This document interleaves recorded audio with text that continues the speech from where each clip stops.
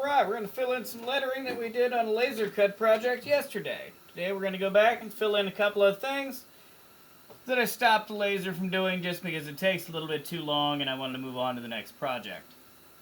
So I just use my wood burner and I go back and fill in all the small details. And it gives it that nice dark definition that we were looking for. Now, I could have left it on the laser another 30 minutes and it would have gone back through and it would have done all these little things for me, but then I wouldn't have been able to go back and do a little bit of it by hand and give it that handmade touch.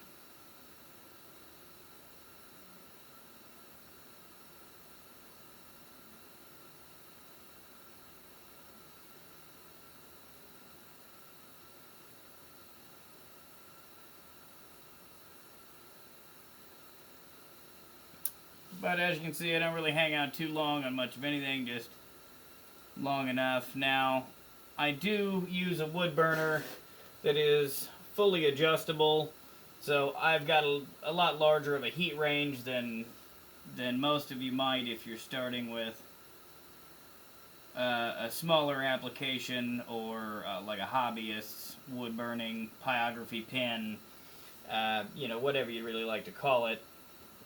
This one's not too bad. It was just one I found online. It was about 60 bucks. Well worth the money. I've done a lot of really cool projects with it, and it's came in handy, especially before I had a laser. It was really nice to make handmade pieces. Great way to give Christmas gifts, things that don't really have to cost you a lot of money, but you can make look really nice, like this here, and it can be a really nice gift for somebody. So, fill in a few more of these checkers, just get the idea. But, roughly, that's the way I do it. You can leave it on the laser board the entire time, and it will go back, and you know how you have it set. Depending on your program and what setup you use is, of course, going to always determine how long it's really going to take. But, for the most part,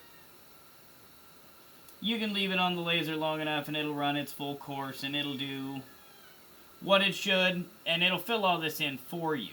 Now, like I said, I don't leave it that way. I like to go back and do a little bit of it by hand, but that's just me.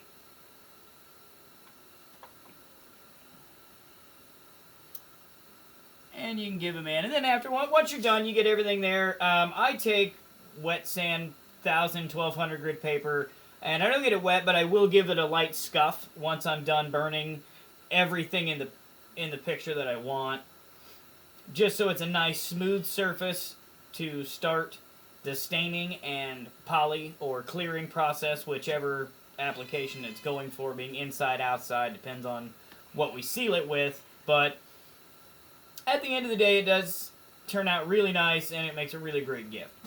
So, hang out until I get this one finished and I will be back with another video on staining and finishing.